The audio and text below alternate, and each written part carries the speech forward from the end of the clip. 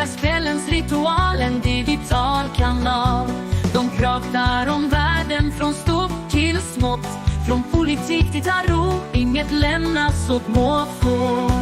Från nyheter till stjärntecken, de reder ut att du inte hinner tänka. Vi bara undrar, vad händer här? Tarottanterna spår med kortens begär. I varje avsnitt en ny mystik. Vi bara undrar i vår veckorytmik.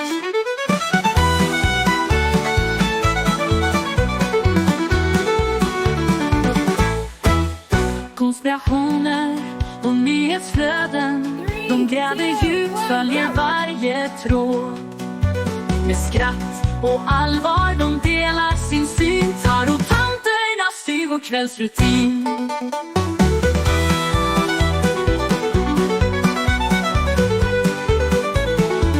Konspirationer och nyhetsflöden, de gräver djupt, följer varje tråd. Med skratt. Hello. Hello. Ja, det är med snö. Vet du vad det är du ser här? Nej. Det är en sångsvan som har landat, bajsat och gått. Jag tyckte den var söt. Ja. Han tog inga bullar i alla fall. Det gjorde han inte.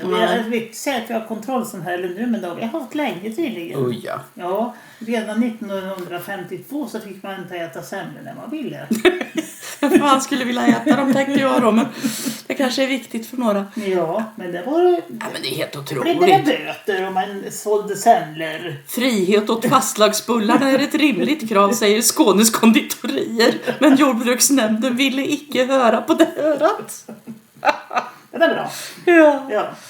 Ja, nu vill regeringen införa statlig e-legitimation. Och inga andra bullar. Nej, och inga andra bullar. Ja, vi har ju mobilt bank-ID, men jag menar statlig e-legitimation. Det kan du ju, fast de säger att det är frivilligt. Det ska bli frivilligt. Ja. Hur länge det varar. Ja, frivilligt. Det är väl som med vårat lilla handelsbolag som jag och din man har. Det var frivilligt att skaffa bankkonto. Men vi kan inte få tillbaka våra momspengar om vi inte har ett bankkonto i företagets namn. Så frivilligt och frivilligt. Det kan diskuteras. Ja. Och nu säger vår finansminister att säkerhetsläget öppnar upp för euron. Och jag förstår inte vad människan menar. Men det gör hon inte själv, så det är jättelugnt. Hon är från Örebro, bara det. Ja, bara det säger ju allt. Ja, och de unga förstår, de blir allt mer högre. Jaha. Ja, kan det avgöra valet? Och för att de är missnöjda, säger Elin Berlin som kandiderar till MUF-ordförande. Ja, men hallå, det är de som sitter i regeringen. Så hon är missnöjd med högerstyret, så hon ska bli MUF-ordförande? Ja. Okej. Ja, det kan man väl säga. Okej. Och Elsa Billing är också ganska missnöjd. Hon har försökt prata med dem där uppe i regeringen. Det gick inget bra. Hon säger, ni får läsa alltihop och själva tror jag också. Men hon säger att regeringen vill inte kännas vid upprinnelsen till kriget, alltså Ukraina-Ryssland. Eller vårt agerande. Då säger Maria Malmer Stengard. Svarar bland annat påståendet om att krigets upprinnelse är mycket enkelt. Att det var Ryssland som helt utan provokation angrep och anfall och startade ett krig mot Ukraina. Hon påstod också att Ryssland inte är intresserad av diplomati och att 97% av svenskarna står bakom det så kallade stödet till Ukraina. Alltså hon ljuger ju rätt upp och ner. Vi tillhör 3%. Ja. Vad menar de med det så kallade stödet? Ja, jag vet inte. Det är ju lite idiotförklara sig själv. Vi tvättar pengar, men vi kallar det för stöd. Eller vad menar de? Ja, Elsa Billing gick i varje fall ett hårt angrepp mot regeringens Ukraina-politik. Men det fick hon ju fan för att säga. Ja, men som alltid. Ja. Alltså, de går bara på i samma narrativ hela tiden. Ja, men du skickar ju en till mig om Lincoln och Kennedy. De har väldigt mycket liknelser. Ja. Det är bara upprepning av historien, allting. Ja. Och sen är det en griskulting som har varit utsatt för hot och ofredande mot folk. Och gets mot folkgrupp också. Ja, men jag tror det är felstavat. Get mot folkgrupp. Get mot gris. Ja. Alltså, okej, vilken folkgrupp? Ja, vad är det för idiot som hänger upp ett litet... Ja, det är ju en sak. Det är ju det värsta av allt. Det är ju hets mot grisen. Ja, det är grishets. Ja. Ja. Get mot folkgrupp. Det är det senaste. Ja. Det kanske vårt avsnitt skulle heta istället. Ja. Okej, så vill de sprida ut killar i farozonen till lugnare skolor. Detta måste eleverna träna på. Ja, men jag blir lite trött. Hur många är det som blir bättre av att hamna i fängelse? Och hur många är det som lär sig nya dumheter av att sitta där? Det är väl samma. Sprid ut dem. Det blir väl som i Holland. När studenterna var tvungna att bo i ett bostadskomplex tillsammans med en massa invandrare. Det gick inte så bra för dem. De hade det inte så roligt där. Lite våldtagna och så. Lite våldtagna och sådär. Okej. Och så ska vi ta hit IS-soldater till Sverige. Har de kommit fram till nu. Men vad bra. Ja, Migrationsverket protesterar faktiskt lite emot det. Men det har väl Ursula bestämt så att det är bara att göra som hon säger. Jag kan säga, IS-soldater och Al-Qaida skulle visst komma hit också. Men de var tvungna att säga att de inte hade skjutit någon. Ja, och det är ju jättesvårt att säga det. Ja. För det går ju inte att bevisa. Nej. Så hur blir det då? Jag vet inte. Det blir skit. Det kan man undra. Det blir skit på det mesta. Okej. Och sen har vi lite mer korrupta politiker här. I Sundsvall. Ekobrottsmyndigheten och polisen har slagit till mot kommunhuset i Sundsvall. Tänk att det var ju Sundsvall. Ja, alltså det är väl lite överallt får man lov att säga. Så ja, det är till så. Exempel, hon är en Nordmaling hon såg till att anställa sin man. Så han har fått 7 miljoner. Vad hon bestämt att han fick. Och ser glad ut. Hon är jättenöjd och glad med det. Jag tror som fasen att hon är det. Och jag har alltid tänkt att det är dumt att jobba ihop om man är gifta. Men det kan ju vara lönsamt då. Nej, han hade ett delföretag och hon var i kommunen då. Så hon ja, det var bara en corporation. Ja. Sen har vi Örebro. Då är det en liten Elsa på 8 år som inte får träffa sina föräldrar. Och radions granskning då visar att det är felaktigt. Orosanmälan är felaktig. Och redan under sommaren 2025 så la domstolen ner det här för det fanns ingen grund. Polisutredningen lades också ner. Det är väldigt ovanligt med de här begränsningarna för de har alltså inte varken med brev, telefon eller dator kunnat få prata med flickan. Och så trätar de lite då. Ingen av socialtjänstens tjänstemän har velat svara på radioprogrammets frågor. Det är för barnets bästa. Okej. Marcus Allard har dragit igång lite i kommunfullmäktige i Örebro. Blir det inte lite konstigt när man genomför en granskning i någon form av stuprörsperspektiv på en del och sen så ser vi att det brinner ju. Alltså det är så här, det är ju kaos i övrigt så. Och jag blev inte riktigt klok på om ni verkligen har tittat på socialnämndens förmåga att kunna genomföra ens det här i relation till det andra. Och sen så förstår jag ju varför det kommer ju komma de här intranlätarna. Det är sekretess på det, vi ska skydda folk. Ja, vilka är det ni skyddar då? Ni skyddar ju bara er själva. Det är ju er själva ni skyddar. Och så är det väl snacket, nu kommer det väl snart som ett brev på posten också, att det är en arbetsmiljöproblematik i det här man kritiserar att ni har kidnappat ett barn utan riktiga grunder för det. Jag brukar inte lägga mig i den här typen av ärenden, men nu har det gått så jävla långt, Carina. Det är riktigt, riktigt illa. Jag ser också att du inte ler längre. Sitter inte och ler längre. Det är ett annan min nu. Så jag tycker det är illa. Ni borde ta till er det här. Det är ni som har valt att göra politik av det här. Ni får fan löpa linan ut då också. Då påminner jag om att vi pratar om granskningsrapporten som ligger i handlingarna. Att vi skulle behandla. Jag ger aldrig när jag pratar med eller om dig. Så att i fortsättningen kan vi hålla dig till sakfrågan. Vad kan jag göra åt saken? Ja, det får du se då. Det får du se då. Jag kan inte. Ja, det får du se då. Ja, det får du se då.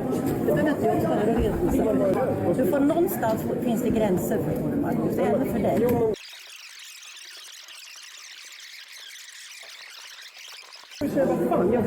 undrar, har du verkligen rätt att stå och filma så? Ja, när du hotar honom. Vad är det för lag? Vad är det för lag vi strider mot? Du hotar. Du hotar honom. Nej, men alltså det är lugnt. Du rör inte telefon. Vad fan håller du på med? Ge fan i telefonen. Ja, Marcus Allard i Örebro. Han sätter fart på kärringarna. Det gör han. Så örebroarna är nog inget bättre än Sundsvallsborna. Inte ett dugg. Eller kommunpolitikerna. Nej, inte någonstans. Det finns ju fler såna här. Den här ska tydligen vara riktigt vidrig också. Det är Uppdrag granskning. Så SVT Play kan man gå in och titta på den här. Jag har inte hunnit dit än. Nej, jag bara läste lite grann som hastigast. De tyckte att hon var... De sa att hon var underutvecklad, eller ska jag säga. Barnet eller mamman? Nej, mamman. Hon jobbar som barnskötare, men det är tydligen bra. Men... Jag spyr. Ja, nej, vi behöver nog skaka runt våra politiker lite. Eller skaka bort dem ifrån deras troner. Sen så kommer de med någonting som man kunna fråga mig om. AI förstår inte skånska. Sjukhus använder AI för att transpigera patientbesök. Men de förstår inte skånska. Nej. Ja, men för fan, läkarna förstår ju inte svenska när man pratar med dem. Så att, hur ska AI förstå skånska? Det kan man undra. Det kan man undra. Ja. Det var någon som har skrivit en artikel i Expressen om att vi måste bygga farligare lekplatser i Sverige och inte stoppa in barnen i bubbelplats. Och det håller jag fullständigt med om. Barn måste få utforska och testa gränser och sådana här saker. Och det var ett tyskt försäkringsbolag för flera år sedan som ägnade sig åt att kalla riskfri lek. Som att klättra högt, cykla snabbt, hantera eld och verktyg. De barnen som vi får göra det råkar mer sällan ut för olyckor i vuxen ålder än bubbelplastbarnen. Ja, men det förstår jag. Ja. Nej, det är ett väldigt curlande. Ja, vi kan höra vad barn har att säga också. Det är helt exakt som frustrerar dig med avfallssorteringen. Ja, men alltså, problemet är att reglerna hela tiden ändras och förväntningen att alla ska kunna genomskåda skillnaden mellan plast och hård plast är ärligt talat orealistisk. Jag håller med honom. Ja. Pojken, jag har ett jättesvårt för sorteringen. Men han hade ju åtminstone en varm jacka på så det kan ju vara bra nu för det ska bli jättekallt i Sverige. Jaha. Ja, forskarna varnar för kollaps. Ja, det är länge sedan det kollapsade i det här landet. Ja. Och ja, elförsörjning kollapsar. Så nu kan man inte ladda bilarna. Nej, men, Laddstationerna slås ut. Det var väl ingen som hade kunnat förutspå det? Nej, absolut inte. Ja, det blir så bra. Men, i varje fall i Sundsvall. Ja, de har inga politiker kvar där snart. Så det är lite billigare för politikerdriften. Så nu får barnen mat. Ja, 1185 elever får specialkost. Det är en utmaning för personalen. Ja, de får ju inte samma specialkost då, utan de får ju olika allihopa också, klart. Ja, självklart. Ja. Självklart. Det är värre att vara äldre. Då får man vara glad om man får någon mat överhuvudtaget. Som sagt, de skriver miljarder skänks i bistånd till krig, men pensionärerna får indragen mat. Så kallat bistånd. Ja, det sa så hon kallat, själv. Ja, så kallat bistånd. De får ingen söndagsstek och de får ingen fruktyoghurt heller. Fast det kan de ju klara sig utan, tycker jag. Ja, det fruktyoghurt kan jag tycka. Det var värre tyckte jag att de inte fick ta vin. Ja, likör fick de inte heller. Nej, det är inte så jävla gott. Men vinet. Nej, Bregott, lax och smaksatt yoghurt dras in. Ja, smör ska de väl ha. Ja, riktigt smör ska de ha. Ja. Det tror jag inte heller de får. Nej, det tror jag inte. Nej, för det måste vara klimatsmart, förstår du. Arboga ligger nära Örebro. Ja. Där har de klimatsmarta måltider. Ja, mer kyckling, vegetabilier och sånt det här. Mycket vegetariska de har där. Jag vet inte, det står inte vilka det gäller där, men jag gissar att de åldringarna ingår i det där. Säkert. Säkert. Sen har det ju varit omröstning, sämsta eller mesta lurendrejeriet, jag kommer aldrig ihåg, matbluff, årets matbluff. GB-glass vann. Jag har inte de vunnit förut. Jo då. Ja. Det gäller att hänga i, vet du. GB har den gammeldags vanilj i klassisk pappförpackning och den har stuckit ut på grund av att den är den enda av företagets produkter med ett innehåll som har vissa likheter med hemgjord glass, som grädde och äggula och så. Okej. Men det gäller ju inte för den här storförpackningen då. Nej. Och därför har den vunnit årets matbluff. Ja. Och då tänker jag så här att kunde de inte byta den där jävla loggan också som ser ut som en pedofillogga? Ja, det är på sin tid tycker jag. Det är på sin tid. Ja, det är i hög tid. Hög tid. Det är hög tid.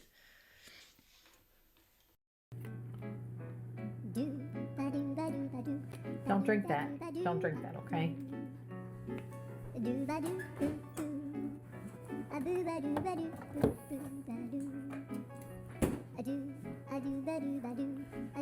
Okay guys, so I looked today on the internet and it said that you can figure out if you have a UTI by pouring or peeing in a cup and putting a little bit of apple juice on top of it. What? And then dipping this What in did it. you put in that? Let me have that. Are you kidding me right now? I told you not to drink it. I told you not to drink it. You better not throw. Man får se upp med vad man stoppar i sig. Det får man göra. Det ska de äldre få välja kön på personalen, säger regeringen. Och jag säger tanken är god. Men det kommer inte att fungera. Nej. Vi har ingen vård från och med ett par år framöver. Vi har ingen vård. Och alla snuskgubbar som vill ha en ung snygg sköterska då. Ja, då säger han att jag vill ha en ung tjej. Ja. En tjej i varje fall. Ja, och tanterna säger jag vill ha en tjej för jag vill inte bli våldtagen. Nej. Ja. Nej, det där är... Usch, huga mig. Jag ska aldrig in på hemmet. Nej.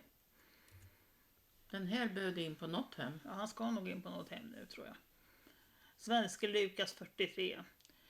Gärna bakom internationell pedofilring. Männen ser på övergreppsfilmer ihop och kallar sig stolta pedofiler. Och jag tycker det här är så fantastiskt. Att de i Expressen visar den här Boy Lover-loggan. Så det var ju en konspirationsteori. Ja, skillnad på en konspirationsteori 1963 och 2026.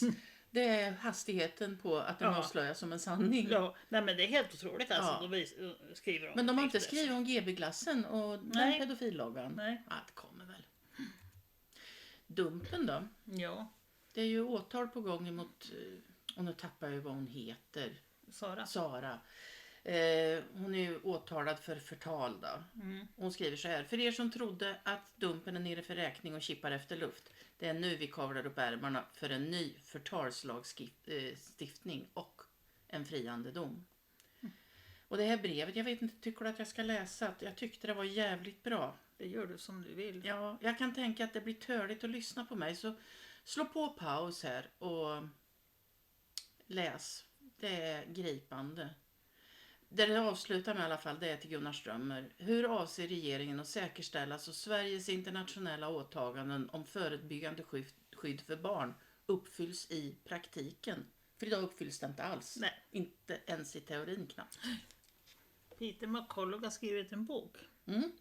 Han som har pratat mycket om vax och såna här saker. En författare till boken är kardiologen Peter McCullough. Och ja, då ska den här boken i varje fall bli dömd av bibliotekstjänst. Jaha, de bedömer sånt. Ja, de bedömer hur de ska köpa in den eller inte. Och Sven Romén han säger att den är jättevälskriven och saklig och anser att det borde fått betyget 5. Briljant. Men bibliotekstjänsten då, de tyckte att den här var ju bara skit och de här som har skrivit den, de är faktiskt vaccinskeptiker. Då fick den en 1. Då fick den en 1.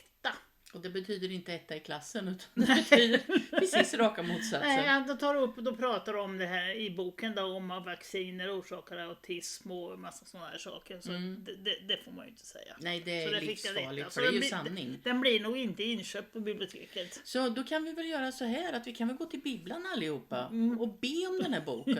Står det någonstans vad den heter? Vaccinen, alltså historia, fakta och myter om en 300-årig folkhälsoåtgärd. Av John Leake och Peter McCullough. Karnevalsförlaget har utgett den. Så vi går till bibblan och önskar nu. Vi får göra det. Ja.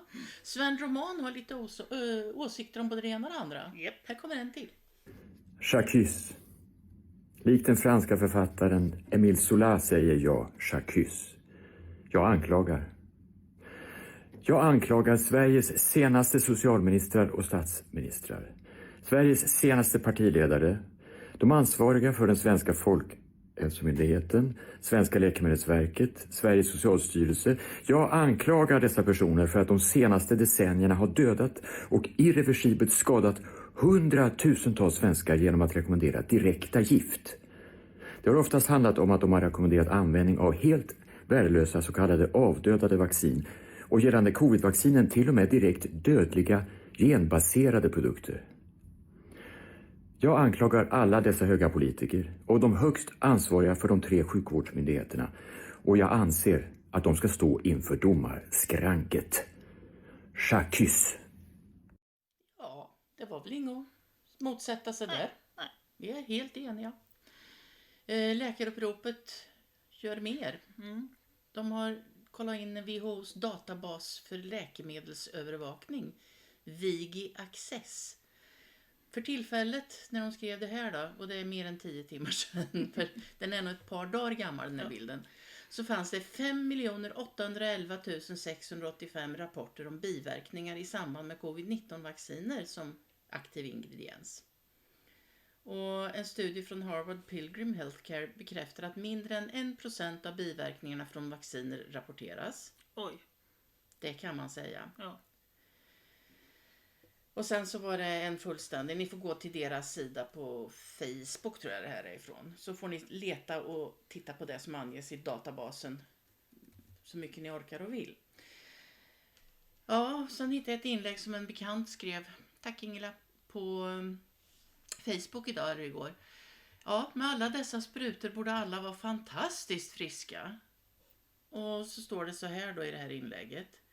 Vad innehåller vacciner? Är barnen friskare? Etylkvicksilver i alla influensavacciner. Formaldehyd som inaktiverar toxiner och virus. Aluminium, det är neurotoxics adjuvans. Inte fan vet jag vad det betyder, men det finns alltså med då i difteri, stelkramp och kikhosta. Hepatit och pneumokocker vaccinerna. Det är äggprotein från befruktade hönsägg och kycklingembryon. Kan ju hoppas att det inte är från några andra embryon. Gelatin från gris. Grattis alla veganer. Neomycin. Och någonting som jag nästan inte... Det är MSG. Inget av detta anses farligt vare sig av tillverkarna eller vetenskapen. Av tjena. Vi ska nog börja ifrågasätta. Grannen har nyss fått en bebis. Jag har inte vågat sagt till dem, hur gör ni med vacciner? Jag vågar inte. Vi har en tjej här i stan. Och det har nog inte med vaccin att göra, tror jag. Men hon har sökt hjälp i flera år.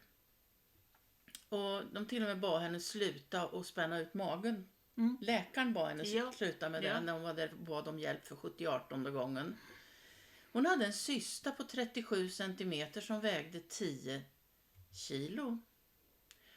Hon fick operera bort äggstocken ihop med den här cystan. Jag har inte något starkt förtroende för vården. Jag känner mig både ignorerad och ifrågasatt, säger hon. Det är för jävligt. Ja, det är för jävligt. Unga människan. Så var vi på vacciner igen.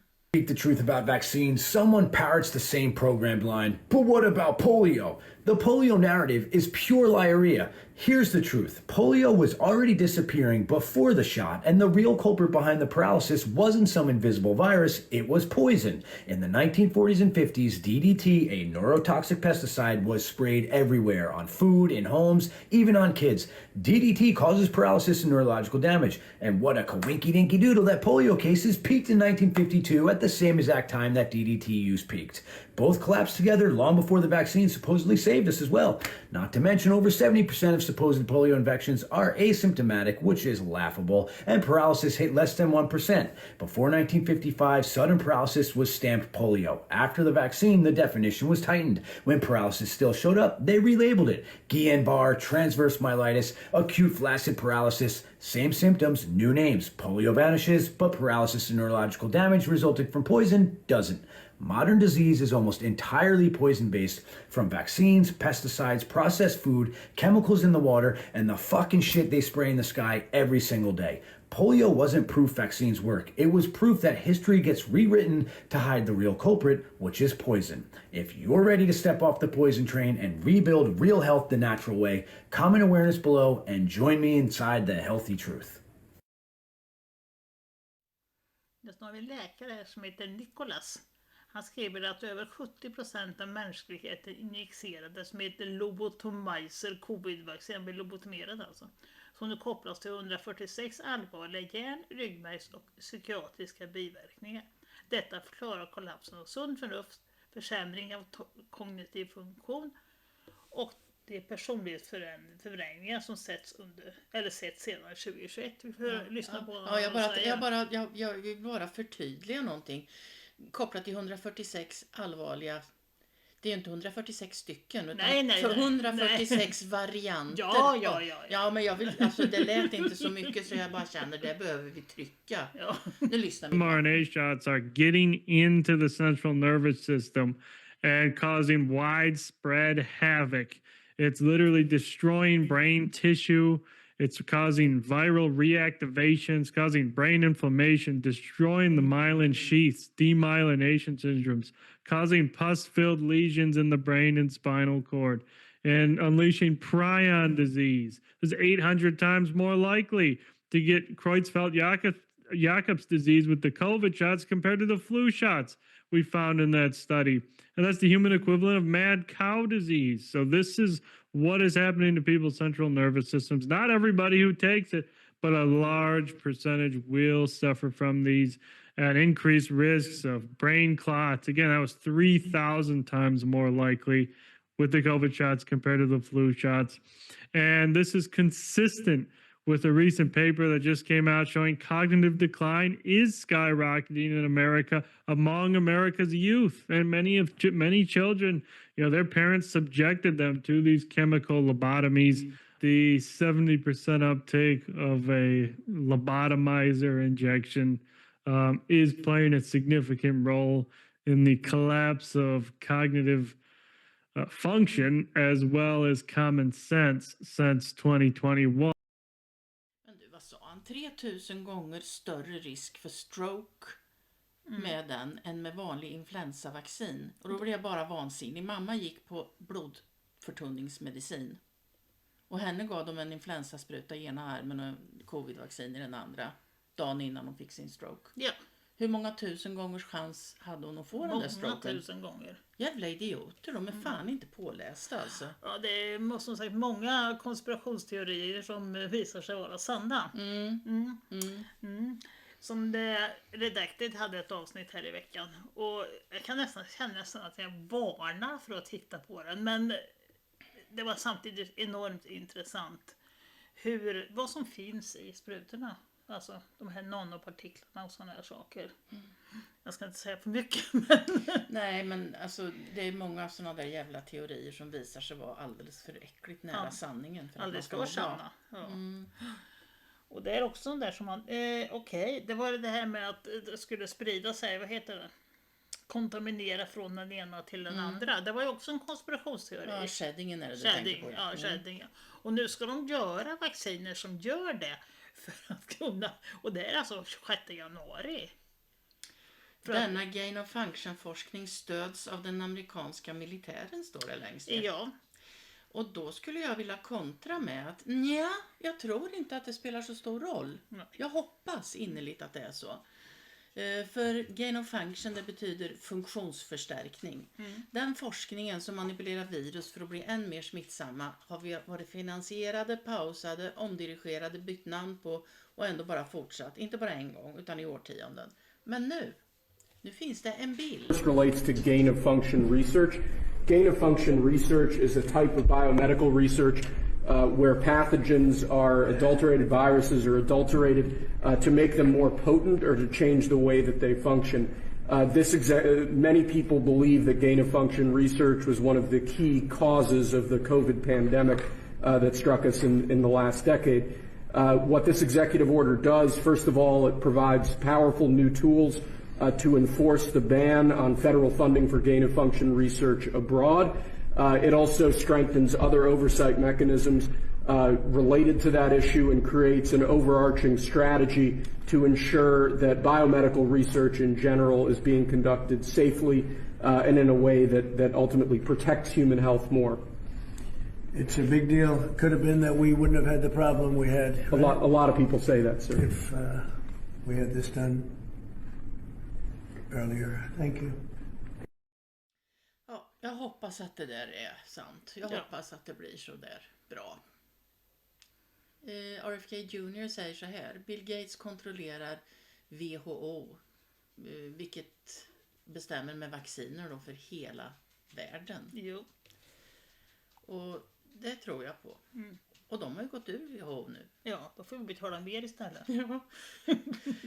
Om de gör det för att de gjorde dumheter med covid. De politiserade vetenskapen. Det var inte tillförlitligt. USA betalade det mesta. Fick det minsta.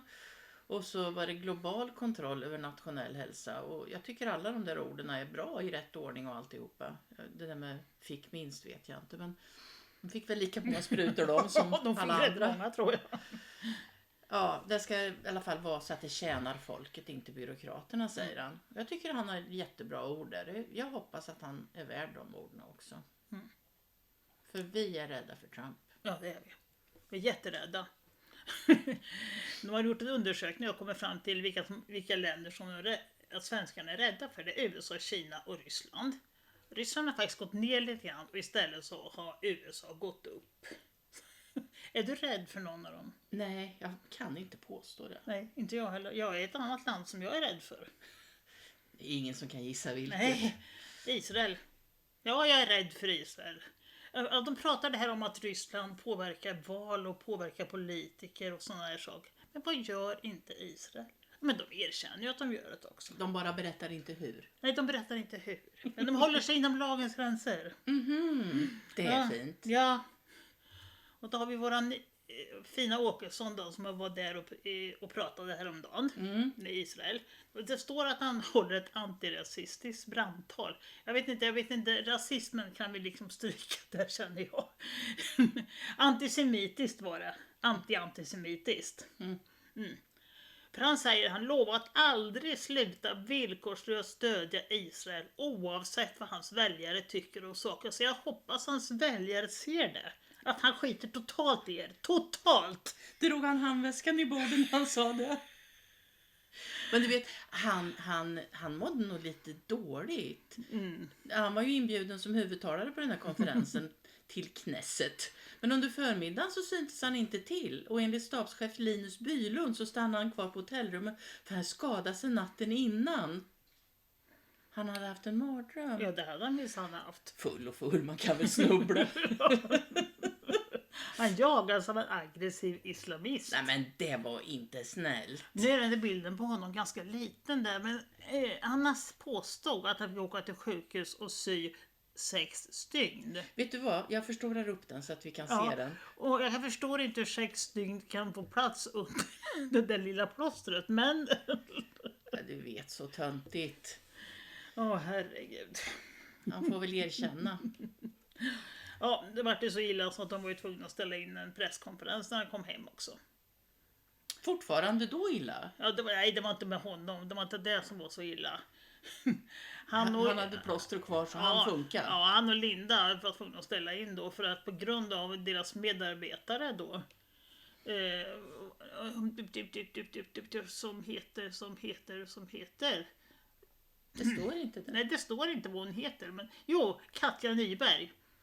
Som blev tagen av polisen. På grund av narkotika i blodet. Och sen var det, hon hade druckit också. Hon hade alkohol också. Jag har utslag på det. Och sen så var hon inblandad i trafikolycka. Hoppsan, Kerstin, kanske var därifrån han fick sitt hack i pannan. Ja. Ja, men jag säger, nej, men det var väl inget förvånande. Nej, det är sånt de håller på med. Alla håller ju på med det, men jag tycker inte att hon ska vara ute och köra bil när hon är påverkad. Nej, hon kan hålla sig i riksdagen. Det kan hon göra, för det gör ingen skillnad. Nej, det är som vanligt bara. Nej, tillbaka till Israel som sagt, som jag är lite rädda för. För jag har inte sett något, vare sig Kina, Ryssland eller USA som hotar med att spränga världen i luften om de inte får som de vill.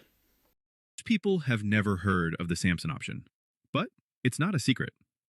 It's on Wikipedia, in Israeli media, and it was first exposed by Jewish American journalist Seymour Hersh, the same Pulitzer Prize winner who uncovered Abu Ghraib. The Samson option is Israel's last resort nuclear doctrine. If the state faces collapse, it won't just strike its enemies. It plans to strike major world capitals.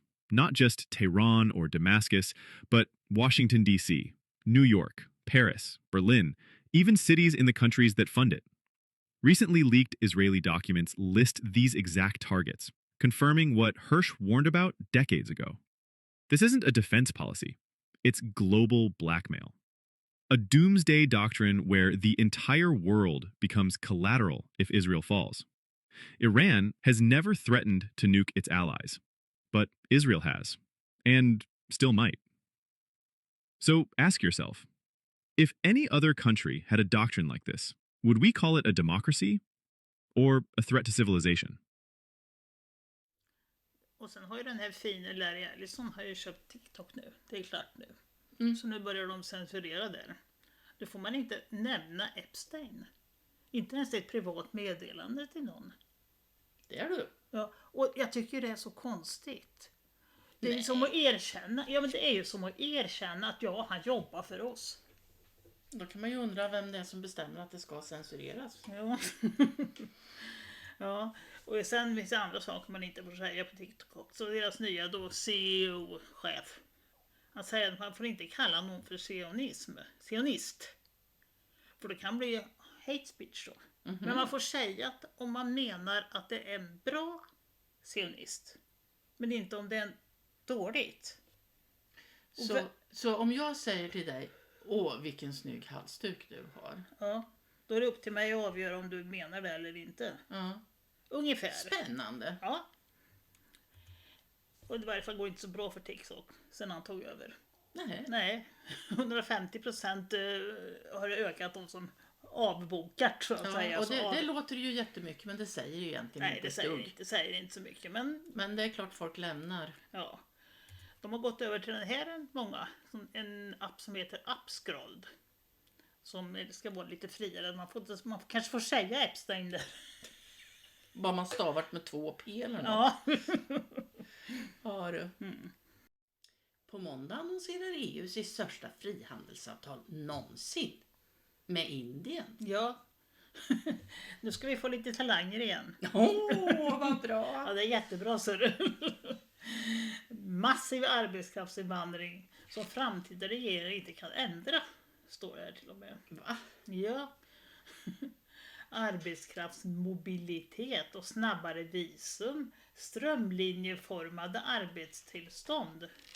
Och vad kan de mena med det? Jag förstår inte. Nej, vad jag förstår så i Indien så kan man gå till ett universitet och köpa ett diplom att man har gått en utbildning. Man behöver inte ha gått utbildningen så att det kan ju vara strömlinjeformat i och för sig. Det följer ju strömmen i så fall. Ja. Men det handlar väl om spetskompetens. Titta på UK-avtalet som är samma mönster med kvalificerade specialister. Det inkluderar yogainstruktörer, kockar och musiker. Taxichaufförer. Ja, de var många. Herregud. Ja, tack Ursula. Vi är så tacksamma. Nej. Men nu skriver Kristin Andersson om att Kaja Kallas och Ursula är tydligen osams. Ups. Ja. Kaja har kallat henne för en diktator. Men. Ja, inte Kristina utan Ursula alltså. Ja. Auktoritärt ledarskapsbeteende. Så förvånande. De var inte mer åsamt än att de följde med Ursula till Indien i varje fall. Gratisresor är väl aldrig fel. Nej, det är det ju inte. Och den här raden tycker jag är så konstig som Kaja Kallas skriver. När 2 stora demokratier ageras tillsammans bygger vi starkare gemensam säkerhet. Vilka 2 stora demokratier? Jag antar att de menar Indien. Är den ena. Men den andra är det EU det. Är det ett land? Och är det en demokrati? Ja, det är ju definitivt ingen demokrati. För i en demokrati bestämmer ju folket. Ja, det kan man välja vem som styr. Ja. Jo, det är Indien, det kan jag inte svara på. För Nej, jag är dåligt på insatt. Men en gång i tiden hette det att det var världens största demokrati i alla fall. Däremot så är inte EU en demokrati. Nej, den är långt därifrån. Långt därifrån, kan man lugnt säga. Det här tycker jag var lite lustigt också. Indien planerar kraftigt sänka tullarna på bilar som importeras från EU. Från dagens nivå upp till 110% ner till 40%. Och så skriker de om Trumps tullar på 25%. Men man har väl inte koll på saker och ting bort ikring eller? Ja, jag hoppas att de inte plockar med sig någon nipa-virus hem i varje fall. Ja, men om de gör det så hoppas jag att det är dödligt på den det landar. Fy vad elakt. Ja, nu var det elakt. Det var inte snällt. Nej, för... Uscha mig. Ja. Fabian-sällskapet. Ja, fy Fabian. Ja, de jobbar på. Ja. Ja. Kan man säga. I Oxford jobbar de på. Det han pratar om här, det står i början, men då tycker jag det här roliga på slutet man säger tjänstemän kallar allt detta för hållbarhet. Kritiker kallar det för styrd rörelse och konsumtion som blir politik. Det är alltså diktatur och förmyndarskap eller vad ska man kalla det för.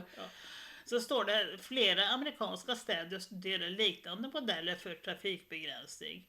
Och bla bla bla. Jag ska visa en bild på en hemsida sen, för det är inte bara Amerika, det är överallt och vi är med vi också. Men nu tar vi filmen. Ja. They are going to divide Oxford into 6 15-minute neighbourhoods, and you're only allowed 100 days of free travel per year through these 6 traffic filters during operating hours. Meanwhile, a separate permit allows 25 days of free travel per year through these zones. After this, you will face severe penalties because you will not, it says it in black and white, you will not have the relevant permission. Greg Smith, the Shadow Transport Minister, said this is the blueprint for a national rollout. Labour has been given the green light for draconian councils like Oxfordshire to police how people live, move and drive using cameras and fines backed by DVLA data. Jaha. Och vad är det här för några? Ja, det är de här som är anslutna till det här. Global Covenant of Majors for Climate och Energi. Grattis till dem då. Ja, grattis till Sverige också. För vi är också med väldigt mycket också. Nästan varenda stad i Sverige. Ja, det är några stycken. Det är några stycken, ja. 77 närmare bestämt. Och jag såg Forshaga var med. Lilla Forshaga, vad har de där att göra liksom? Kan de släppa ut så mycket koldioxid? Ja, Karlskoga var inte med. Nej. Och jag kan ju tänka att det är för att Bofors har ju många som pendlar in och ut. Det sa vi ju förra veckan 6 000 eller vad sa de? Ja du. Michael Bloomberg var det som var vd för det här. 15:e rikaste personen i världen. Ja. Ja, det är konstigt hur det är. I Britten. Ja, i Britten igen. De firar världshijab. Hijabdagen. De uppmanas att fira världshijab. Och så uppmanas barnen då att sätta på sig en sån där huckle på huvudet när de ska gå till skolan. Jag kommer förra året så var det någon tjej. Hon nekade och fick inte komma in i skolan. Nej, det var ett jävla liv. Men du, hur är det i Iran på deras gator? Ja, där vill de inte ha. Det är så? Nej, det är ju det som är så jättekonstigt. Det uppmuntras i västvärlden. Medan de här muslimska länderna, där har de på mer och mer och går ifrån det. Och det ser man även när man ser filmer från gatorna där. Ja, men det var väl lite så att de som tog över styret sa att de skulle ha så här. Ja, men samtidigt har de faktiskt lyssnat på folket. Ja, men det är väl bra det. Ja. När de riskerar arrestering och fängelse. Så att det är inte helt legalt. Nej, men det beror nog lite på var du befinner dig. Är du i Teheran som är på filmen som kommer här, så vet jag inte om det är någon större fara. Då får de nog bura in ganska många. Och jag tror ju att det här är ju ingenting som folket ville. Nej. Vi tittar.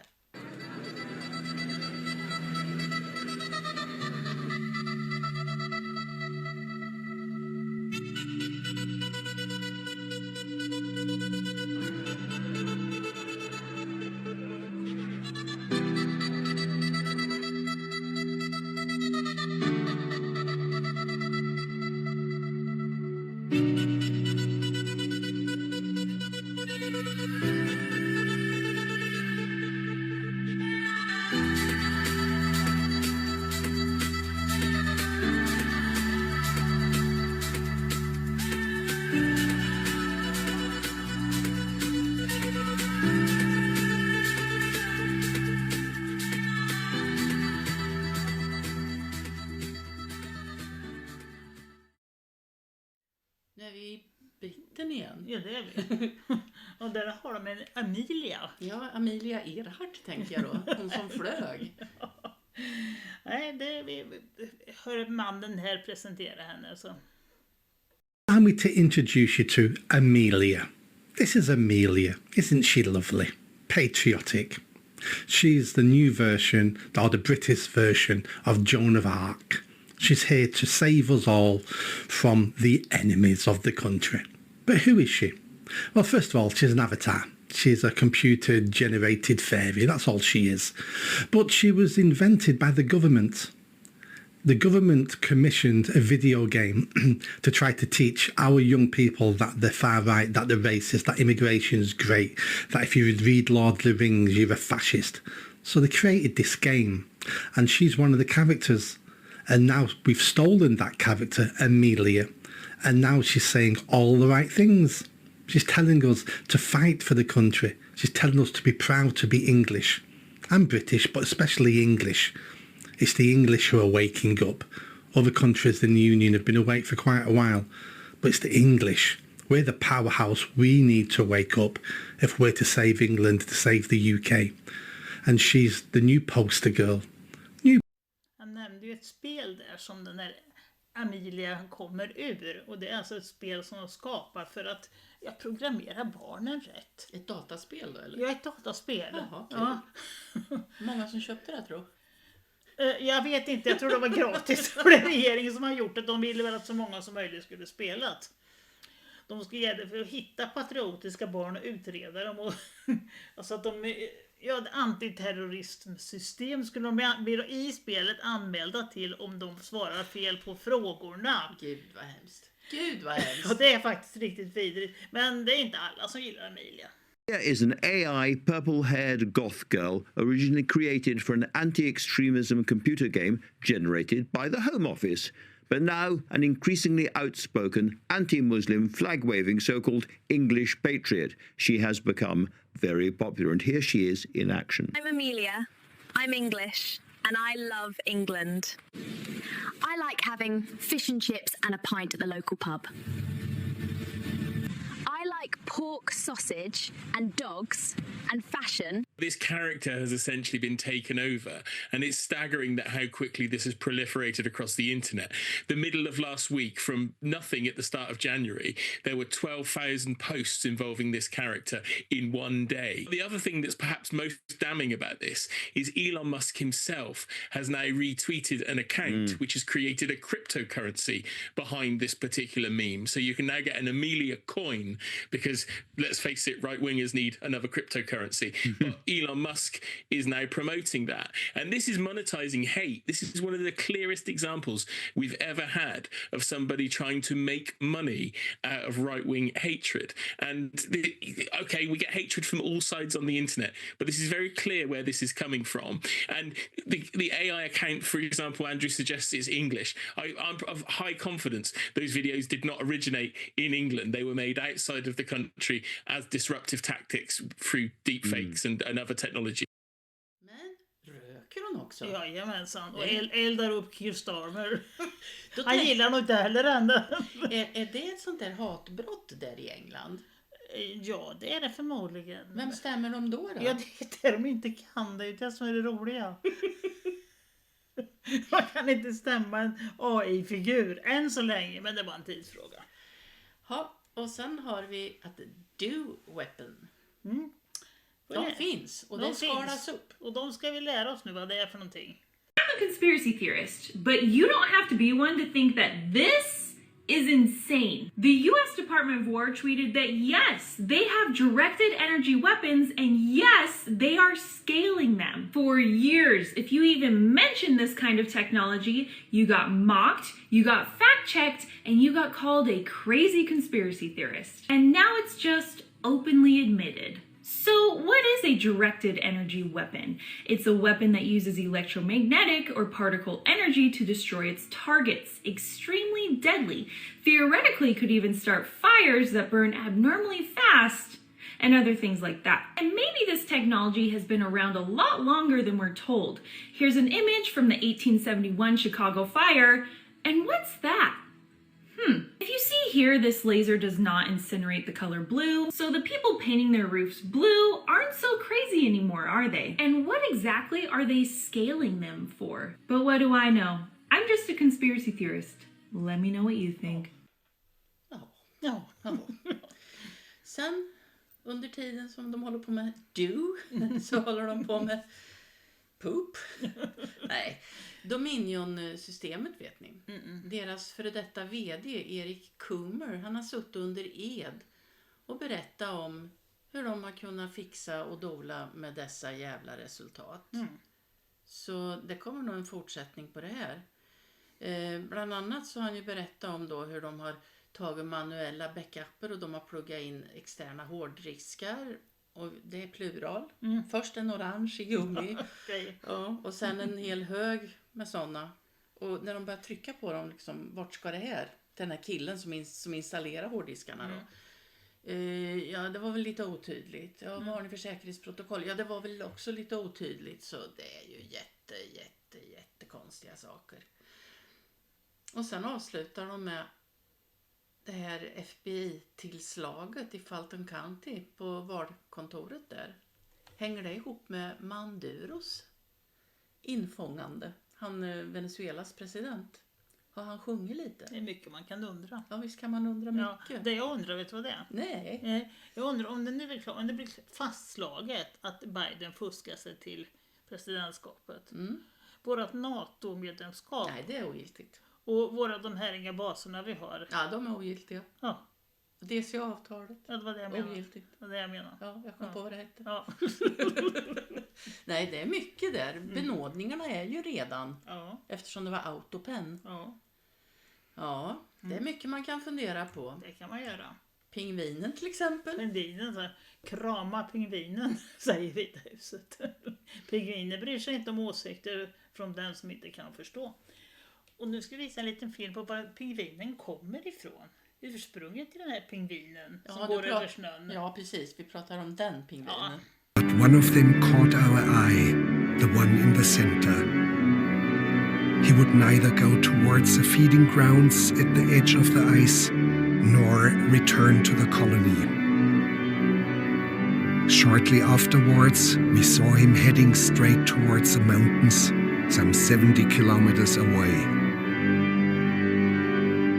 Dr. Ainley explained that even if he caught him and brought him back to the colony, he would immediately head right back for the mountains.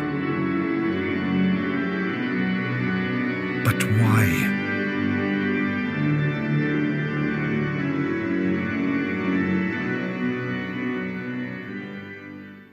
Ja, finns det något annat där uppe?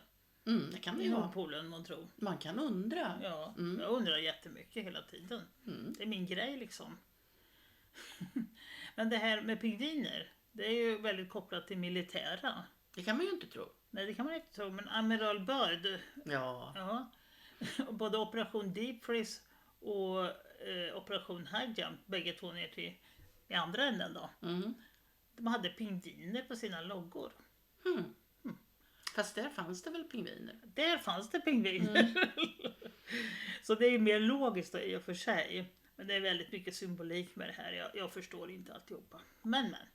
I varje fall så finns det någonting som heter Antarctica Lodge, alltså en frimurarlodge som den här Amiral Byrd grundade 1947. Och den hette faktiskt Pingvinorden. Så det har väldigt mycket militärkopplingar på olika sätt alltså. Ja, men det kan ju vara så här också att man kanske signalerar, för jag tror ju att Mr. Trump och de andra grabbarna spelar på laget. Och då har han slutfört någonting nu. Det här, ja, då men skickar det glömde jag ju säga, för att det är många som har skrivit om att det har en koppling till adrenokrom. För att man ska tydligen kunna utvinna adrenokrom ur pingviner. Jo, det ska man tänka. Så att det här ska alltså vara en symbol för att nu har vi fixat det här, vi har tagit hand om det här, vi har räddat barnen. Så kan det vara. Sen så står pingvinen som ett djur som har, vad kallas det, jämnvikt. Det är lika mycket svart som vitt. Vi är i nivå nu. Jag tror att det är mer än ett enda budskap. Det tror jag. Carl Bildt har full koll annars. Han har koll. För han tycker att Trump är dum i huvudet. För att det är ju faktiskt så att det finns inga pingviner på Grönland, säger han. Jag tror att skrattar lite, Carl Bildt. Carl Bildt har nog ändå gjort bort sig så mycket så han är tvungen att göra bort sig ännu mer. Ja. Eller också så har han bra betalt för att skådespela. Ja. Ja, stand together ska vi göra. Och då kan man inte skapa en egregor.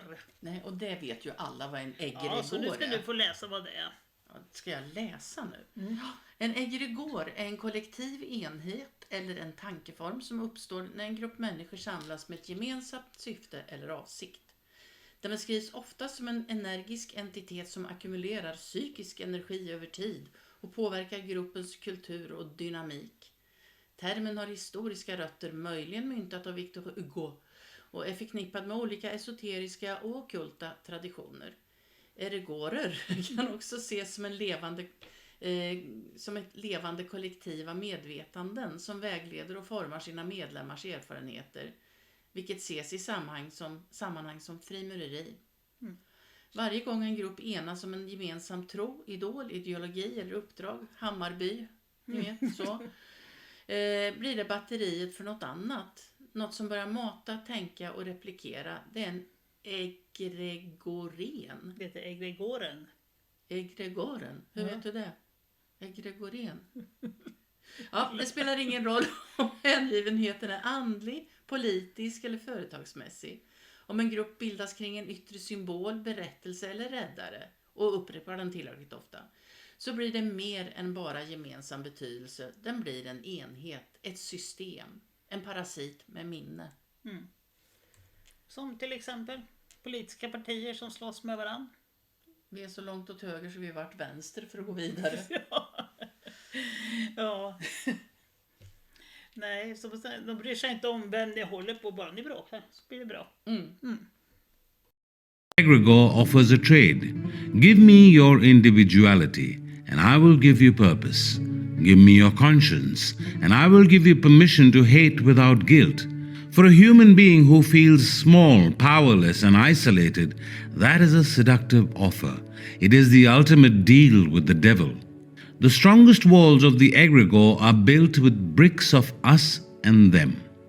In 1954, the psychologist Muzaffar Sharif created the famous Robbers Cave experiment. He took 22 young boys, all from similar backgrounds, all normal, healthy, middle-class kids, and split them into two groups at a summer camp, the Eagles and the Rattlers. For the first week, the groups didn't know the other existed. They bonded, created flags, and established hierarchies. They formed their own tribal egregores. Then the researchers introduced the groups to each other. Almost immediately, the psychological shift occurred. It started with name-calling. Then the Eagles burned the Rattlers' flag. The Rattlers retaliated by raiding the Eagles' cabin, overturning beds, and stealing private property. The researchers had to intervene when the boys began collecting rocks, filling socks to use as weapons. These were normal boys who days prior would have been best friends. But the label, Rattler or Eagle, had rewritten their reality. The egregore cannot exist without an enemy. It defines itself by what it is not. I am righteous because they are wicked. I am smart because they are sheep. I am saved because they are damned. This binary thinking is the hallmark of possession. If you find yourself unable to feel empathy for a specific group of people, if you find yourself cheering for their suffering or rationalizing their pain, you have been infected. The mystic Jiddu Krishnamurti warned, when you call yourself an Indian or a Muslim or a Christian or a European or anything else, you are being violent. Do you see why? Because you are separating yourself from the rest of mankind. The egregore creates a hallucination of separation. It makes you believe that your survival depends on the destruction of the other. It blinds you to the humanity of the person standing across from you, turning them into a caricature that justifies your aggression. But the spiritual truth, the truth found in the Upanishads, in the Sermon on the Mount, and the unified fields of quantum mechanics, is that there is no other. How do you fight a monster that is made of thought? You cannot fight it with force. If you fight an egregore, you generate conflict energy, which is exactly what it eats. Resistance merely tightens the knot. The more you argue with the internet, the stronger the algorithm becomes. The more you hate your enemy, the more you resemble them. The only way to kill an egregore is to starve it. You must withdraw your attention. This is not the same as ignorance or apathy. It is a deliberate act of spiritual hygiene. It is the Taoist practice of Wu Wei, non-action, applied to the machinery of mass hysteria. In psychology, there is a technique for dealing with narcissists called the Grey Rock method. You become as uninteresting and unresponsive as a grey rock. You deny the narcissist the emotional reaction they create. We must apply the Grey Rock method to the systems of control. Det han sa där, när bilden på hjärnan poppade upp. De är dumma och de har fel för att de är får och vad han sa allting. Att man liksom lägger på någon annan. Det gör vi med. Det gör man. Ja. Vi får börja tänka på ett bättre sätt. Jag tror vi får göra det faktiskt. Tänka inåt. Ja. Sammanfattar det här med den här bilden från den är en gammal tavla. Demonstrationer. Det är väldigt mycket demonstrationer. Och det triggar ju verkligen det här. Det gör det. De är ju skapade också, demonstrationerna. Oh yes, de är bra betalda, de demonstrerande, drivande. Ja, från bägge sidor. Ja, självklart. Ja. Allt annat var ju dumt, för de har ju riskerat att det inte varit något. Ja, du. Om man har ett flygplan som har 38 000 gallon med bränsle i sina vingar. Och så tittar man hur det ser ut i de här, vad kan man kalla, cisternerna kanske. För att få ihop till 38 000 gallon var de tvungna att ställa dit en tankbil också. Det är någonting som inte stämmer. Det är mycket som inte stämmer här i världen. Ja. Och det finns ju de som är ute och flyger och har annat för sig. Ja. This is the aftermath of all the chemtrails. It's been sprayed yesterday at Sydney, Australia. As you can see, the sun is massively blocked. This is a complete unnatural toxic sky you're looking at. This is not a natural formation of weather. This is all a man-made chemical spraying of chemical warfare that's been an onslaught to the Australian people over the past, many decades and across the world too. So this is a educational post. We've got a detox against this, guys. This is heavy metals, barium, strontium, aluminium. Okay, you've got a detox every single day. Every single day, this is what the sky looks like in Mexico.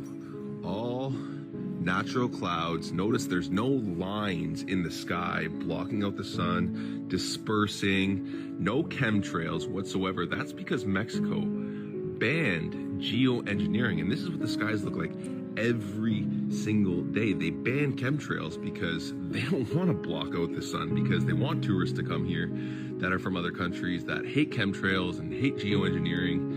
And this is what the skies look like in Canada and in the US. They are full of chemicals and heavy metals, and that's what they're spraying on us. And then we got Mexico. Beautiful, natural clouds.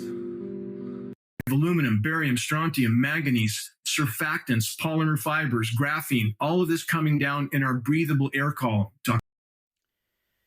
Och jag som tycker det är fint när det snöar.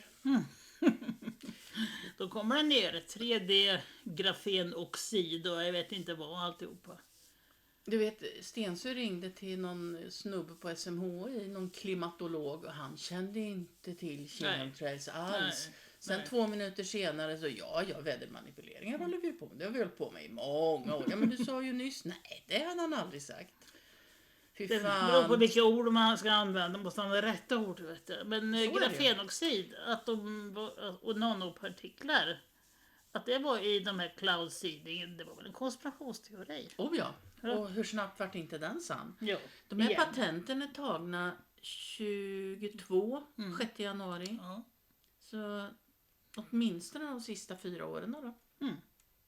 Trevligt. Och sen förstår du så de kommer på nu att vi har parasiter i kranvattnet, och det här är i Sverige alltså. På Visby på Gotland så börjar de koka vattnet och så här.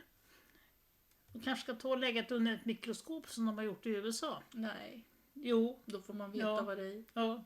Och då hittar de parasiter i det när det smälter. Det är någon som har lämnat in det också på undersökning. Och det är Texas, där ska det ju inte ens snöa, men det är snö de har lämnat in det. Ja. Aluminium, barium, strontium, kvicksilver, bly, svavel och nitrater. Allt på farligt höga nivåer. Det är inte spårämnen. Nej, det är det inte. Det är väldigt giftiga kemiska föreningar som är kända för att skada hjärnan, nervsystemet och miljön. Jo, framförallt miljön. Jag menar, alla dessa insekter. Men det är klart. Man mår illa. Ja. One of my patients is a producer in Hollywood. 2 years ago, he received a task from Disney to go over and edit all the old Disney movies to put into the scenes of the sky these stripes. So when people see a Disney movie Also today, wenn dann die Leute einen Disney-Film schauen heutzutage und sagen, well, Klinghardt, you say, du sagst Klinghardt, dass diese Streifenbildung erst in den letzten Jahren so schlimm geworden ist. And then you, for example, people say today, well, Klinghardt, you're talking about these stripes. Har ju alltid varit där, tillägger vi då, för det var det han skulle säga. Det var inte vi som hade klippt så. Nej. Du, äckligt är det. Äckligt är det. Och just det där är inte Disney, men de gör väl så i alla andra filmer också, det är klart. Ja, här har vi romarna. De har inte klarat sig undan dem heller. De har också lite streck på himmelen. Jag får Monty Python i huvudet när jag ser karlar i kjol på det där viset. Men det är klart, de kan väl ha streck på himlen när de har UFOs på himlen också. Ja. Romers mynt från århundraden tillbaka. Visar ett UFO. Ja, så är det. Det här tycker jag är bedrövligt. Så här såg det faktiskt ut på himlen en dag i somras. Från Kalifornien till Australien organiserade sig molnen på samma sätt. Långa krusande molnband som sträcker från horisont till horisont och dyker upp tusentals kilometer ifrån varandra inom samma tidsfönster. Vad kan det bero på? Jag har en idé.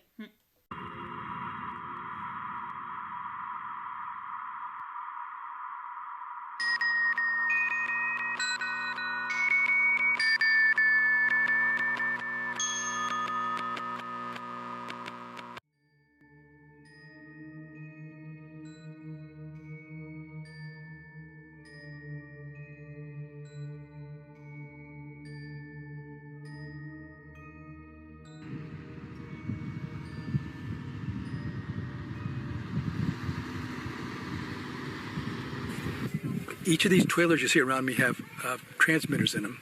The transmitters feed power from the main building over there up into these dipole antennas, and basically there are 180 antennas radiating high frequency waves up in the ionosphere.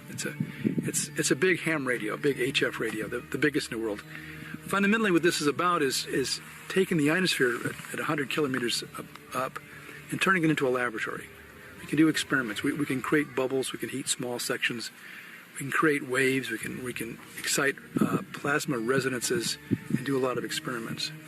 We can transmit signals all around the world. We can study effects of the ionosphere. It basically makes the ionosphere a laboratory, and we can do experiments that no one else can do.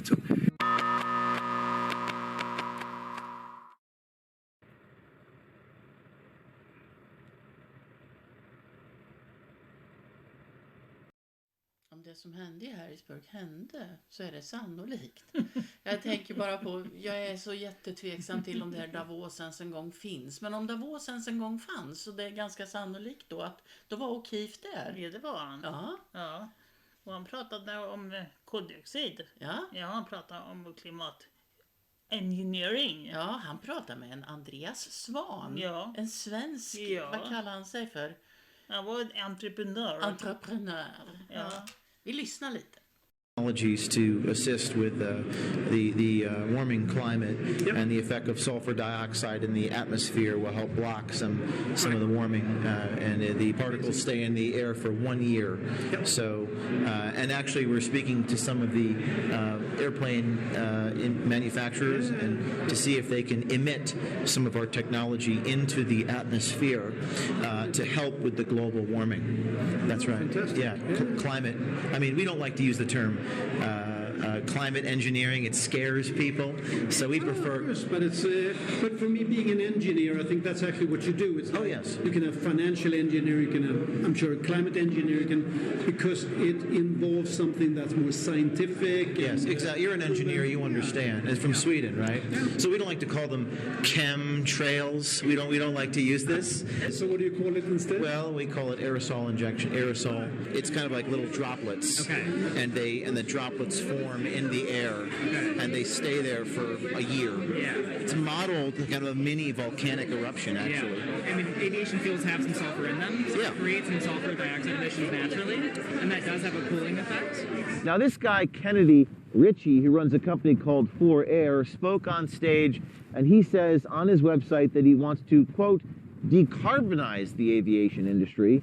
He actually told me he was trying to eliminate contrails entirely, but then brought up cloud seeding. A lot of the work actually came out of the military, so they do this all the time. Have you worked with them at all? Or? No, because they're a little more closed door about their procedures. You never heard of sulfur dioxide? Yeah. You've heard of that? Okay. Yeah. It's actually pretty cheap to do it. The ability to put sulfur dioxide there is actually a pretty cheap way to cool down the earth. Oh, yeah. So the opportunity for, 1 or 2 people to do it is, impressive. He went a little further. He's like, it'd be interesting if the government start doing this over each other's territories on purpose. Like if we start getting weather modification as a government, either good or bad. The closest one I'm aware of is someone called Airborne Snow Observatory. They do some more like weather, I don't want to say modification, but more like upper atmosphere weather monitoring is probably a better term. Yeah. Now, according to the website Airborne, this is what this guy Ritchie brings up, measures snow depth, snow water equivalence, provides highly accurate snowpack data, is a commercial spin-off of NASA's Jet Propulsion Laboratory snow monitoring technology used to help water managers and scientists. Earlier today in this room, Al Gore was in this room, Larry Fink was in this room, and now we're in the room talking to people about geoengineering, weather modification, and the trails that come behind airplanes and what's going on. I don't want aluminum oxides in my lettuce. Are you kidding me? Say that again? Aluminum oxides. Aluminum oxides are part of the cocktail from hell that they're spraying above our heads. Jo, om ni vill titta mer på vad James O'Keefe gjorde så kan ni titta på Jimmy Dores show där Engineered Storm. Det pratar om stormen som har varit i USA nu också, och mer om James O'Keefe och lite allt möjligt. Det var faktiskt ett bra avsnitt, måste jag säga. YouTube, Rumble. YouTube. 10 europeiska länder satsar 10 biljoner på havsbaserad vindkraft. Ja, som har en livslängd på max 20-30 år. Plus att man ödelägger fiskenäringen och försvaret. Att säkra vårt territorium. Ja, dessutom. Ja. Det finns ju inget att säkra om man tar bort alla naturresurserna. Så att, det kan man säga. Donald Trump sa så här. Kina använder inte sådana där inga vindmills för energi. De använder kol. De bygger de här vindkraftverken. Och säljer dem till dumma människor. Känner vi någon? Och så står det i inlägget här att kineserna däremot skrattar hela vägen till banken. Ja, så kan det nog vara. Kan det nog vara. Ja, de är 10 biljonerna bara som ska satsas. Sverige är faktiskt inte med där. Nej, det är till att vara tacksam för. Ja, vi hade väl inga biljoner kvar. Nej, Kristersson har väl tagit dem och skickat till Ukraina. För rentvättning. Ja. Advance's study shows offshore wind turbines actually warm the sea surface. Spikes near as much as 1 degree Celsius, which is as large as natural summer variability. Turbines slow the wind, explains the study. This weakens mixing, shuts down upwelling, and in turn traps heat at the surface. The warming appears within days and spreads tens of kilometres from the wind farm. These warm waters then heat the air above, creating extra upward heat flux and a more unstable boundary layer. Stack this onto bird kills, sediment disruption, underwater noise and microplastic shedding, and the picture is clear. Offshore wind isn't solving an environmental problem, it's becoming one. Jaha, elpriset väntas rusa upp till 312%. Ja, minsann. Och du förstår att boven är klassisk kombination av kyla och brist på vind. Men den kryddar mindre vatten i vattenkraftverkens magasin. Alltså när det blir kallt så går det åt mer el och då behöver vi el som faktiskt klarar det. Som oavsett fungerar. om det inte blåser. Ja. Ja, för det blåser väl inte lika mycket på vintern heller. Ingen aning, jag kan inte sånt. Men det borde ju de som har tagit besluten ha en liten aning om. Det kan man tycka. Det kan man tycka. Och vindkraften pekas ut som största förstörelsen av kapital i modern tid. Ja. Men vet du vad, jag tycker det är lite positivt ändå. Det kunde ha varit Putin eller Trump. Ja, det kunde det ha varit. Men det är det ju. Det är ju den största förstörelsen av kapital och miljö. Ja. Det var en kvinna som har varit utbildad. Har varit? Ja, hon har varit utbildad. Hon var utbildad. Och för att hon skulle tala om att det här med koldioxid är jättefarligt och alltihopa. Men plötsligt så fick hon uppenbarelse på att det var något sant. Hon ville ha tillbaka pengarna för utbildningen. Ja, hon funderar på det. Ja. Det tycker jag hon ska kräva. Det är ju lögn och förbannad dikt hela skiten. Mm. Kalla det chemtrails, molnsådd och miljöpåverkan. Oavsett etiketten så måste du fortfarande avgifta dig. Så det handlar om att röra på sig så man blir svett. Se till att dricka så att man är rätt uppvätskad. Och få i sig tillräckligt med mineraler. Mm. Det lät väl enkelt? Ja, det lät ju enkelt. Ja. Du behöver inte rädsla, du behöver funktion. För att stödja avgiftningssystemet. Men en detox är nog inte fel. Nej. You guys see this? So there's the sun. Right there. The Schumann resonance blasting. I've never seen it look like that before. And look at all those trails. So if you're starting to put the pieces together, remember Bill Gates said they want to block out the sun? They don't want the sun to beam down on us because we get vitamin D, we get all sorts of amazing benefits and light that helps structure our water in our body. It brings life to everything we see on the ground.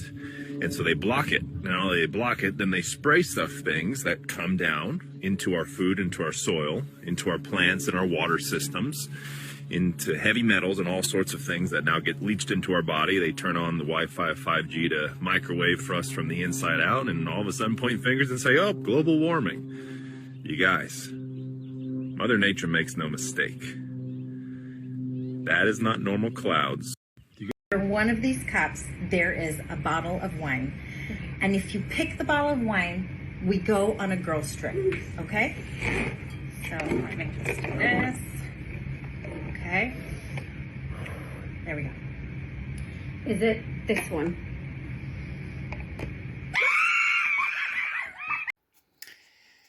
Ja, du.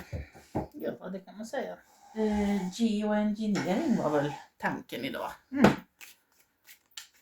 Och om det pågår, vilket vi väl tror att det gör, så kan det ju vara elakt och det kan ju vara bra. Det kanske är bara, vad vet jag, koksalt. Nej, men vi vet ju inte någonting egentligen mer än att det är mycket konstigt. Så... Det är så mycket sol har det i varje fall inte varit på sista tiden. Nej, men vi hade ett par timmar sol i måndag så vi var alldeles chockade. Och det är då man känner vad mycket man har saknat. Den glimtar fram lite förut idag också. Ja. Det var en liten glimt. Ja, och då var vi på andra sidan. Eller vi var inte på andra sidan. Den var på andra sidan huset i förhållande till var vi sitter. Så det var inte direkt. Men vad kan universum berätta för oss? Är det slut snart? Blir vi av med det? Kommer det att bli ordning? Är det elakt? Ja, lite så. Många frågor. Det var många frågor. Vi 4 stavar. är i någon form av portal i hela världen. Okej. Betyder det ett slut? Det har varit mycket känslomässigt engagemang. Det har varit mycket luridrejeri. Vi får tåla oss lite. Ja, det får vi göra. Ja. För hon är så där att det ska vara rätt tid innan hon agerar. Och vi känner av det här lite grann negativt. Det är en politisk överenskommelse med geoengineering. Det ser ju ut onekligen som att det jobbar på åt rätt håll. Åt rätt håll, ja. Ja, det gör det. Det gör det. Men vi får tåla oss och de håller på med en överenskommelse. Kanske att det tar slut. Det gäller hela världen. Så och det får vi ett mjukt ja på. Det är på väg att ta slut. Vi är på väg in i någon form av skydd ifrån de där jävla dumheterna. Ja, det kommer. Nya tider. Verkligen. Nya tider igen. Verkligen nya tider. Men skulle vi kanske kunna få någon form av när? Det är svårt. Det vet jag. Ja. Ja. Ja. Ja, det kan du fråga sig. Det kan du hålla på och fråga. Det kan du glömma. Det är ett svagt ja. Fast jag kan ju också känna att han är ju nybörjare. Så vi är inte framme än. Nej, vi är inte framme än. Det tar nog tid. Jag menar, jag tror det kan vara så att alla måste fatta att det går på som pågår. Ja. Fast samtidigt så känns ju den som att vi är mot slutet, på slutfasen. Det hoppas vi på. Men det kanske är så att det måste börja pratas om. Ja. Det måste skvallras om det här för att men det är där. Jag tror fortfarande det finns folk som inte har en aning om det. Oh ja. En del kanske vet att de påverkar regn och såna här saker, men de vet ju inte på vilket sätt det påverkar oss. Nej, och påverkar vår miljö och såna här saker. Det är nog många som inte har en aning. Ja, men det är väl bra att vi får regn när vi behöver det. Ja, men lite så. Ja. Och att det var torrt på OS-invigningen. Ja. Ja, jag vill ha en liten sån här väderprognos här. Ja, jag vet inte hur du ska tolka den. Det kommer att bli regn. Ja, det blir regn.